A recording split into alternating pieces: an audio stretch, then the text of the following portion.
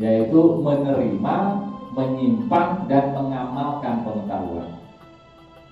Setelah ilmu itu masuk ke kita simpan, itu bagaimana kita menyikapi ilmu, bagaimana kita menilai ilmu, itu masuk ke ranah afektif. Itulah fungsinya at-ta'dib. Nah, yang ketiga itu baru at-tarbiyah.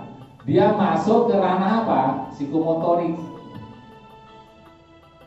Apa psikomotorik itu? Bagaimana mempraktekkan itu saja. Tadi jadi misalnya kita ada apa? Di kelas, al-ilmu nurun wa nurul lail asi. Kemudian diambil nilainya. Oh, berarti ilmu itu cahaya. Diaplikasikan. Al-ilmu bila amalin kasih bisa, berarti harus dikerjakan. Syarat wudu sekian. Tahu di kelas, dipraktekkan. Jadi prakteknya ini ketika dia mendapatkan sesuatu kemudian dipraktekkan, itu masuk dalam ranah psikomotorik, yaitu tarbiyah. Kenapa? Tadi lewat takwid dibiasakan agar anak terbiasa untuk melakukan sesuatu, sehingga dia berhasil kepada apa tadi? Pada ranah psikomotorik, yaitu bisa mempraktekkan sesuatu yang dia dapat. Akhirnya saat dari tiga ini, dari mulai kognitifnya, afektifnya, psikomotoriknya, nanti digabungkan menjadi apa? Menjadi bahwasanya pendidikan Islam itu untuk sampai kepada insan kamil agar dia sa'adah di dunia wal akhirah, itu perlu bekal ilmu, perlu memahami nilai ilmu, kemudian perlu mempraktekkan ilmu. Dan nggak ada yang salah, nggak ada yang bentrok. Para hadir, kita masuk ke poin yang ditemakan oleh Ketua Debus, yaitu murabi. Tadi saya bilang, murabi tadi simbolnya apa, Zat? Ismul fa'il ya, yaitu sang pendidik. Nah, siapa murabi? Nah, ini saya kasih definisinya dulu, nanti kita bedah dikit-dikit. Murabi itu adalah orang yang melaksanakan proses pendidikan, ya, orang yang melaksanakan proses pendidikan untuk membentuk pribadi-pribadi yang pribadi-pribadi Muslim, kata Islamnya ya. Jadi proses yang dilakukan seseorang untuk membentuk pribadi-pribadi Muslim, pertama soleh, yang kedua Muslim. Itu. Jadi tujuannya apa? Untuk membentuk pribadi-pribadi Muslim yang soleh dan Muslim.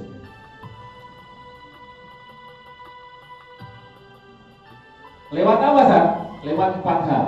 Pertama adalah lewat ar-riayah, yaitu harus murabi itu siap mengasuh. Yang kedua apa? Lewat tanmiyah. Tanmiyah itu bukan hanya pertumbuhan, berkembang dan bertumbuh. Yang ketiga lewat apa? Taujih, harus siap mengarahkan anak didiknya, santrinya, muridnya ke arah yang bagus. Baru yang keempat apa? At-taudhif, waktu fayyu'atibu taudhif, itu penugasan, dikasih tugas A, B, C, D. Jadi untuk membentuk pribadi-pribadi yang soleh dan muslih itu melewati 4 cara. Ya, yang pertama adalah harus mengasuhnya dengan serius, tidak boleh dibiarkan. Yang kedua harus tanmiyah, dikembangkan dan ditumbuhkan. Apanya? Minat, bakat, segala macamnya, pengetahuan, semuanya lah. Fisiknya pun harus perhatikan. Yang ketiga apa? Taujih, diarahkan mana yang benar, mana yang salah. Baru yang berikutnya adalah taudhif, ada pembagian tugas untuk A, B, C dan sebagainya, untuk membiasakan mereka. Saya ulangi. Jadi murabi, menurut kita, pemahaman kita itu siapa tadi? Murabi itu ismu fa'il, pelaku, berarti apa? Orang yang melaksanakan proses pendidikan untuk apa? Untuk membentuk pribadi-pribadi Muslim yang soleh dan Muslim melewati 4 cara. Siapa Zat soleh? Apa artinya soleh? Apa yang soleh, Zat? Soluh kaya seluruh soleh. Dulu di konten ada istilah ya seluruh lah atau artinya jadi nggak itu ya? Ini di Lawaksa udah nggak ada. Dulu ada satu dia, karena udah nggak ada. Jadi ada beberapa kosakata yang bilang, ya, layasruh, katanya nggak jadi. Padahal soluh hayasun itu baik, kata hasun hayasun. Jadi soleh itu artinya baik. Jadi pribadi muslim yang soleh artinya pribadi muslim yang baik, wa muslim dan mau membuat kebaikan, itu soleh. Maka kan ada istilah waladun soleh, anak yang soleh, anak yang baik. Siapa? Yang sesuai dengan ketentuan ayat Al-Quran, hadis, ajaran Islam tentang gimana menjadi anak yang baik. Ada mar'atun solihah, dunia mata, wa khairu mataiha al-mar'atu solihah. Dunia adalah perhiasan, sebaik-baik perhiasan adalah wanita atau istri yang solihah. Siapa istri yang solihah? Kita pakai solihah, waladun soleh, mar'ah solihah.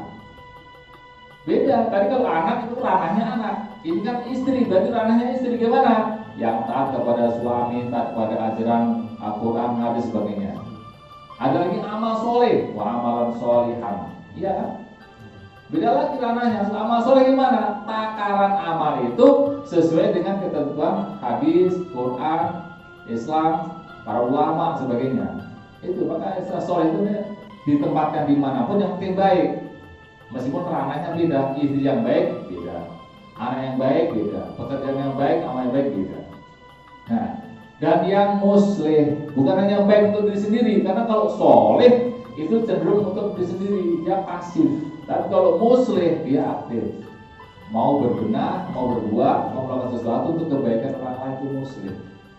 Bisa, jadi pribadi muslim yang soleh untuk diri sendiri dan muslim untuk orang lain dengan empat syarat tadi.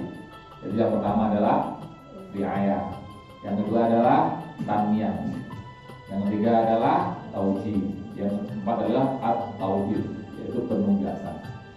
Itu saja. Berikutnya murabi ini. Apa fungsi murabi? Apa tugas murabi? Ayatnya, Bismillahirrahmanirrahim. Kama arsalna fikum rasulan minkum. Kama arsalna fikum rasulan minkum.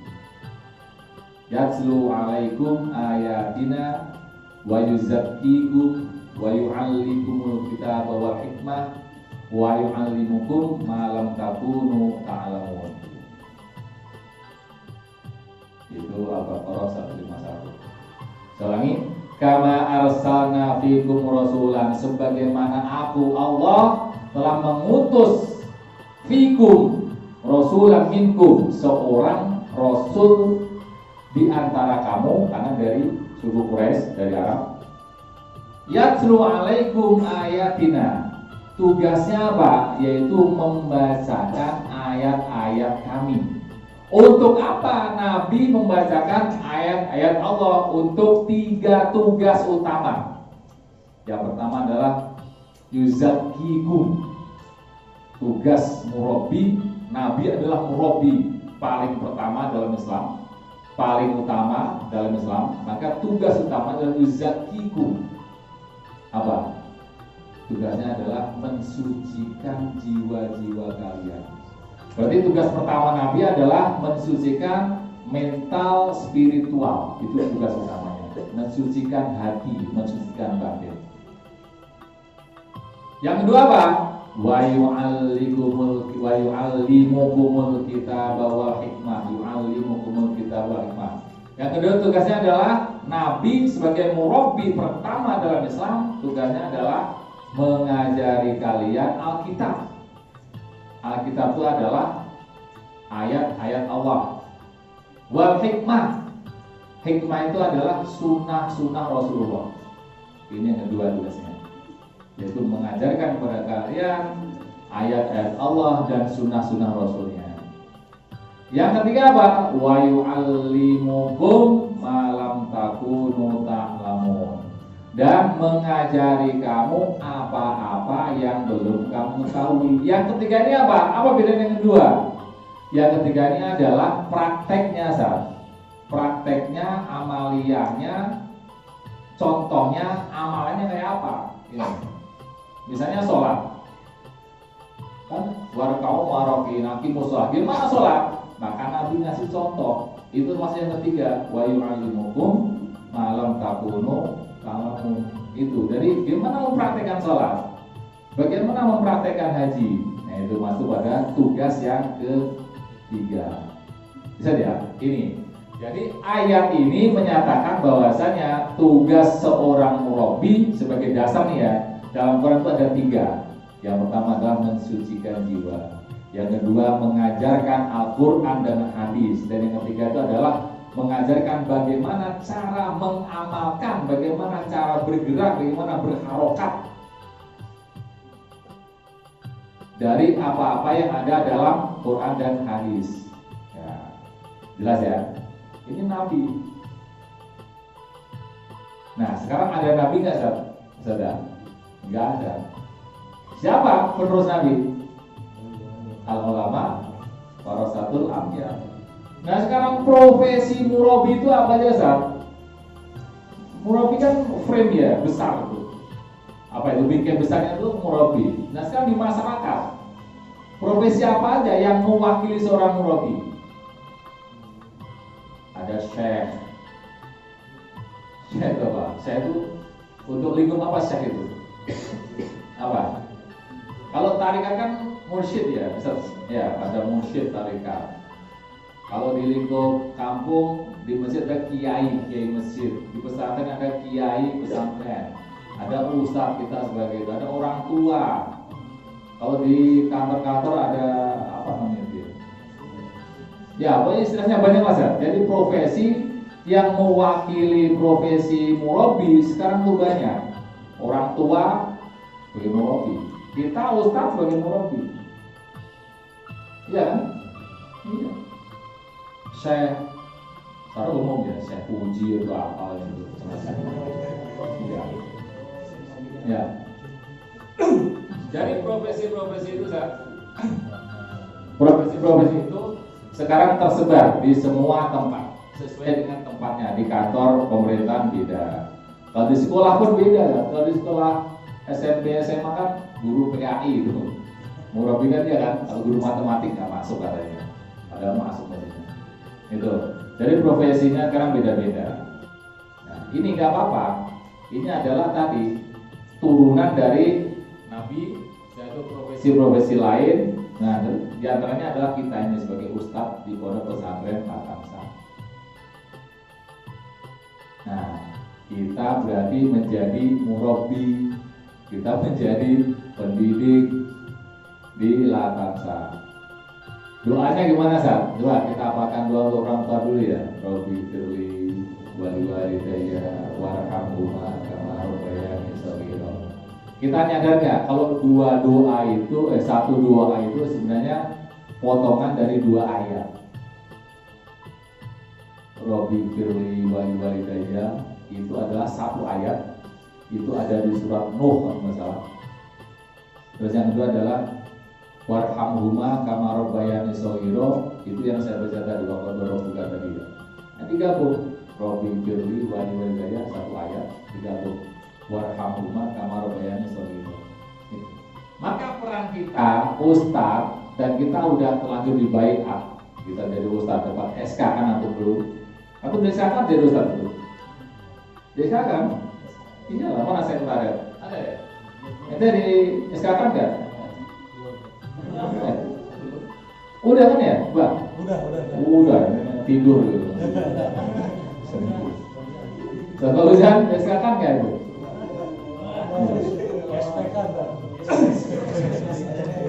Pasti sah. Jadi antum udah di SK kan, artinya apa? Udah di SK kan, udah sah menjadi bagian dari asatidz Latamsa.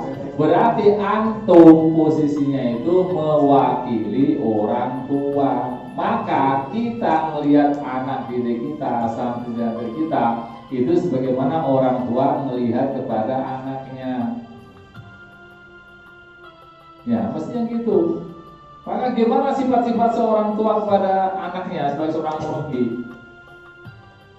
Apa kira-kira sifat-sifatnya itu? Sabar ya. Harus sabar, sobur apa tuh? Sifatnya sobur. Kalau sobir kan sabar, kalau sobur apa? sigo mubalaghah ya, menyatakan lebih, sangat sabar. Aku sangat buyar maka. Oh itulah wazinnya banyak, ada berapa itu. Syakur, sangat bersyukur. Sigo itu mubalaghah. Sigo untuk menyatakan mubalaghah. Jadi mubalaghah itu untuk lebay, menyatakan lebay. Ya. Maka pada saat itu di antara sifat-sifat seorang murabi dan kita ini udah harus menjadi orang tua santri kita. Harus sabar, rohim, ya, berkasih sayang, tidak berlebihan. Nanti salah dalam menempatkan masalah dan sebagainya lah. Termasuk apa Zat yang perlu saya tegaskan di sini? Sebagai seorang murabi, ini kita mencoba, kita bermujahadah, kita harus selalu meningkatkan diri. Kita harus mukhlis. Apa Zat mukhlis itu? Yaitu kita harus bersifat ikhlas untuk menjadi pendidik murabi kepada santri-santri kita. Ini Zat ya, ini kita paham bersama. Ini lebih ke aplikasi nih ya, ke santri kita. Tadi kan masih teori yang tadi yang saya jelaskan awal-awal. Ini bagaimana kita menjadi murabi santri kita. Harus sabar berarti, harus rohim, kasih sayang, menyayangi, mengasihi. Harus mukhlis, yaitu ikhlas dalam melaksanakan apapun. Gimana ciri orang ikhlas itu? Saya masih ingat dulu ya, Pak Kiai Hasan waktu saya masih di Gontor, itu beliau kalau tausiah itu semangat. Di antara yang saya dengar itu masih terngiang saya, kalian jangan malu menjadi pondasi bangunan pencakar langit. Masih ingat ya? Itu insya Allah saya nggak merubah redaksi ya. Kalian jangan malu menjadi pondasi bangunan pencakar langit. Kita tahu kan, pondasi temannya di mana ada di bawah. Pernah orang lihat pondasinya kayak apa? Paling langsung ruang. Keren amat. Interiornya, aslinya segala macam. Pakai lift atas, dari atas pemandangannya indah. Nggak pernah melihat yang sakit di bawah itu pondasi. Iya. Itu ciri orang ikhlas itu. Gak usah mempermasalahkan, masing-masing punya tugas. Pondasi tugasnya gitu. Jendela untuk mempermanis, gorden untuk mempermanis. Tapi fungsinya masing-masing ada. Itu saja. Yang berikutnya, saya pernah punya prinsip bahwa saya, maaf, ini agak jorok tapi apa ya. Orang yang ikhlas itu ibarat orang yang sedang BAB. Bener kan? Iya. Bener kan? Iya. Anggap aja yang kita lepas itu kebaikan. Pernah kan kita melihat, wah bentuknya gini, ada ini. Enggak kan itu. Belum semuanya disiram cepet-cepet. Itu kan? Jadi mukhlis itu seperti itu. Itu menurut saya. Itu saya pernah dengar kalau saya itu kabar dari Agim masalah itu. Kalau nggak salah, udah tak lupa. Tapi seingat saya ungkapan itu prinsip itu dari Agim.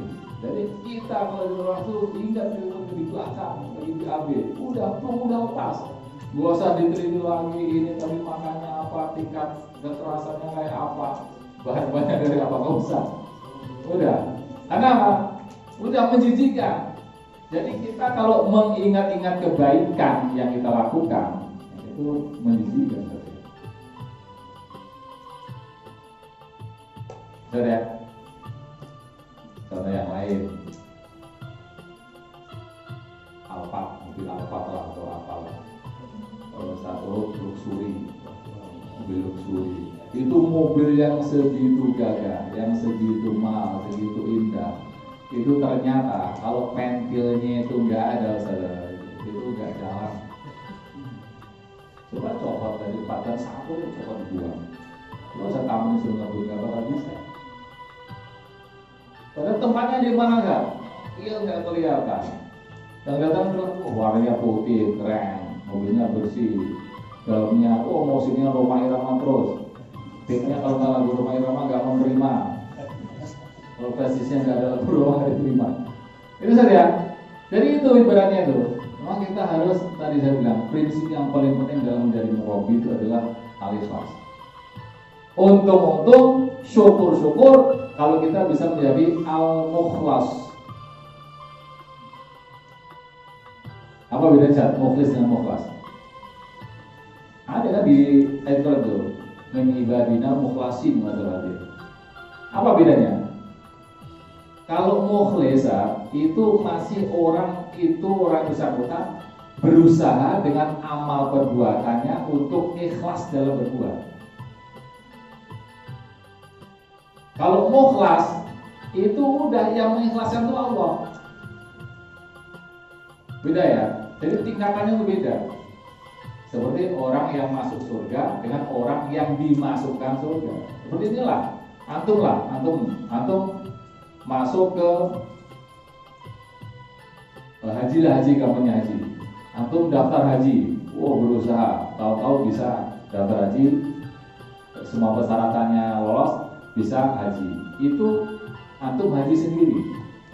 Kalau dihajikan kan diundang oleh Raja Saudi. Ini Raja Salman. Ini saya panggil persyaratan 5 orang. Beda nggak? Beda. Kenapa dihajikan? Kenapa dimasukkan surga? Kenapa diikhlaskan? Itu tingkat amalannya beda-beda. Nggak mungkin King Salman mengundang semua orang, sebarang orang mungkin. Dengan kriteria tertentu, dengan pertimbangan tertentu. Maka dihajikan. Maka dimasukkan ke dalam surga. Kalau kita udah beramal, berbuat kebaikan, kita masuk surga itu wajar. Tapi kalau dimasukkan, itu berarti Allah yang jamin. Allah udah tahu kalau kita saya masukkan Allah. Sama dengan ikhlas. Mukhlas itu Allah yang membuat dia ikhlas. Karena tingkatan keikhlasan udah melampaui orang-orang yang lain. Itu saja. Jadi kita harus benar-benar mencoba dan menjadi mukhlis. Tadi saya bilang syukur-syukur kita menjadi orang yang mukhlas. Amin ya rabbal alamin.